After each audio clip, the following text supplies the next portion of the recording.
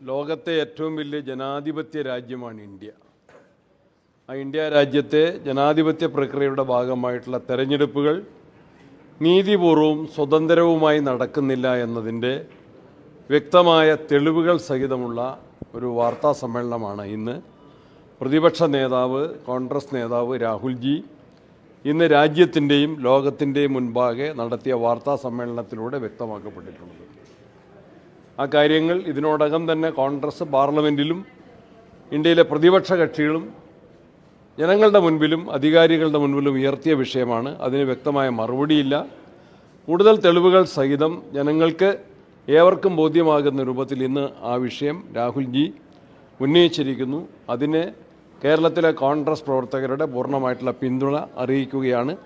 തെരഞ്ഞെടുപ്പുകൾ നീതിപൂർവമാക്കാൻ അധികാരികൾ ഉത്തരവാദികളാണ് എന്ന കാര്യം അവരെ ഓർമ്മപ്പെടുത്തുകയാണ് പ്രധാനമായും. രണ്ടാമത്, അമേരിക്ക അതിൻ്റെ പ്രസിഡന്റിലൂടെ നടപ്പിലാക്കാൻ ഉദ്ദേശിക്കുന്ന പുതിയ താരിഫ് നയം അത് ഇന്ത്യ രാജ്യത്തെ വളരെ ഗൗരവമായി ബാധിക്കുന്നു. പ്രത്യേകിച്ച് അത് കേരളത്തിലെ കാർഷിക മേഖലയെ തകർക്കുന്ന സംഭവങ്ങൾക്കിടയാക്കും. ആ കാര്യത്തിലുള്ള ശക്തമായിട്ടുള്ള പ്രതിഷേധം മോഡി ഗവൺമെൻറ്റിൻ്റെ തെറ്റായ വിദേശ നയവും അതേപോലെ തന്നെ അമേരിക്ക ഇക്കാര്യത്തിലുള്ള സ്വീകരിച്ചിട്ടുള്ള നയങ്ങളും നമ്മുടെ രാജ്യത്തെ ബാധിക്കുന്നു, കാർഷിക മേഖലയെ ബാധിക്കുന്നു, സമ്പദ്ഘടനയെ ബാധിക്കുന്നു. കേരളം പോലുള്ള ഒരു കാർഷിക പ്രാധാന്യമുള്ള സംസ്ഥാനത്തെ ഏറെ ബാധിക്കുന്നു. നാണ്യവിളകളുടെ വിപണനത്തെ സാരമായിട്ട് ബാധിക്കുന്നു. ആ തെറ്റായ നയങ്ങൾക്കെതിരെയുള്ള ഒരു പ്രതിഷേധം ഈ മാസം 9-ാം തീയതി മറ്റന്നാൾ ജില്ലാ കേന്ദ്രങ്ങളിൽ ജില്ലാ കോൺഗ്രസ് കമ്മിറ്റികളുടെ നേതൃത്വത്തിൽ ആ നയത്തിനെതിരെയുള്ള പ്രതിഷേധ പ്രകടനങ്ങൾ നടത്തുന്നതിന് ഞങ്ങൾ തീരുമാനിച്ചിട്ടുണ്ട്. അതിൽ എല്ലാവരും പങ്കെടുക്കാൻ കോൺഗ്രസ് പ്രവർത്തകരോട് ആഹ്വാനം ചെയ്യുകയാണ്.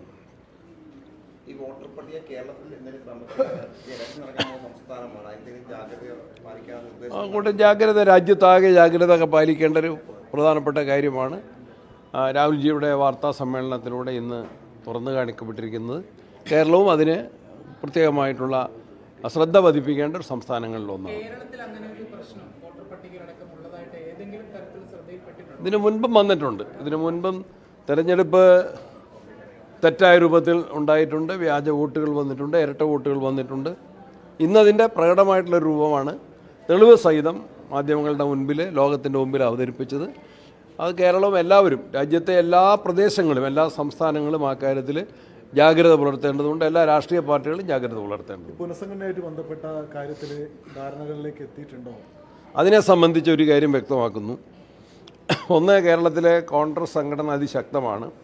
KPCCയുടെ നേതൃനിരയിൽ മാത്രമാണ് അടുത്ത കാലത്ത് മാറ്റം വരുത്തിയിട്ടുള്ളത്. തുടർന്നുള്ള ശാക്തീകരണം, എല്ലാവരെയും മാറ്റുക എന്നുള്ളതല്ല, ശാക്തീകരണം, സംഘടനാ സംവിധാനം 2 തെരഞ്ഞെടുപ്പുകളുടെ പശ്ചാത്തലത്തിൽ വരാൻ പോകുന്ന തദ്ദേശ തെരഞ്ഞെടുപ്പ്, അസംബ്ലി തെരഞ്ഞെടുപ്പ്, അതിൻ്റെ പശ്ചാത്തലത്തിൽ കോൺഗ്രസിൻ്റെ സംഘടനാ സംവിധാനം ശക്തിപ്പെടുത്തുന്നതിൻ്റെ ഒരു മുന്നൊരുക്കം എന്ന നിലയിലുള്ള പ്രാഥമിക ചർച്ചകളാണ് ഞങ്ങൾ ഡൽഹിയിൽ നടത്തിയത്. അതിങ്ങോട്ട് വരാൻ പ്രധാനപ്പെട്ട കാരണം, ഒന്ന്, പാർലമെൻറ്റ് സെഷൻ നടക്കുകയാണ്. ദീർഘദിവസത്തെ പാർലമെൻറ്റ് സമ്മേളനമാണ്. MP-മാർക്ക് ശനിയോ ഞായറോ അവധി കിട്ടിയാൽ തന്നെ അവർ നാട്ടിൽ വന്നു കഴിഞ്ഞാൽ തിരക്കുണ്ടാവും.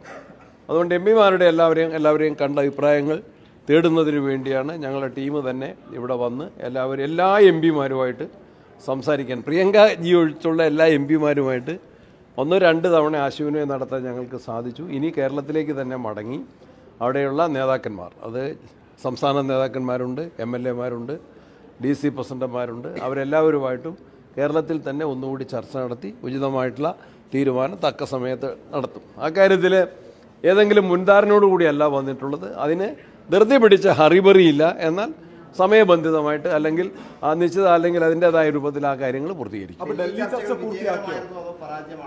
ഒരു തരത്തിലും ഒരു പരാജയവുമില്ല. വളരെ വിജയകരമായിട്ടുള്ള ചർച്ചകളാണ്. ഡൽഹിയിലെ ചർച്ച പൂർത്തിയാക്കിയോ? അത് ഇനിയും ഡൽഹിയിലേക്ക് എപ്പോഴാണ് മടങ്ങുന്ന നാട്ടിലേക്ക്? അത് ഇനിയും ചർച്ച നടന്നുകൊണ്ടിരിക്കുന്നത് ഓരോരുത്തരുടെ സൗകര്യത്തിന്. ഇന്നലെ തീരുമാനമുണ്ടാകും എന്ന് ഞങ്ങൾ ആരും പറഞ്ഞിട്ടില്ല. എപ്പോഴെങ്കിലും ആരോടെങ്കിലും അവരൊറ്റ കാര്യം, 10-ാം തീയതി എന്നുള്ളൊരു സമയം ഏതെങ്കിലും കോൺഗ്രസിന്റെ ഉത്തരവാദിത്തപ്പെട്ട ആരെങ്കിലും പറഞ്ഞുവെന്ന് പറഞ്ഞാൽ അതിന് മറുപടി പറയാം. ഇന്നലെ തീരുമാനമുണ്ടാകും എന്ന് പറഞ്ഞിരുന്നു. പക്ഷേ ഇന്നലെ ഇവിടുന്ന് പുറപ്പെടേണ്ട ഫ്ലൈറ്റ് ടിക്കറ്റുകൾ റദ്ദാക്കി തുടരുന്ന സാഹചര്യം അത് പല കാര്യമല്ലേ. അതായത് സമവായത്തിലേക്ക് എത്താൻ കഴിഞ്ഞില്ല എന്ന ഒരു തർക്കമില്ല. അപ്പം ശരി അപ്പം ശരി KPCC ഭാരവാഹികളായിട്ട് നിലവിലുള്ളവരെ നിലനിർത്തുമോ അതോ പുതിയ യു സജസ്റ്റ്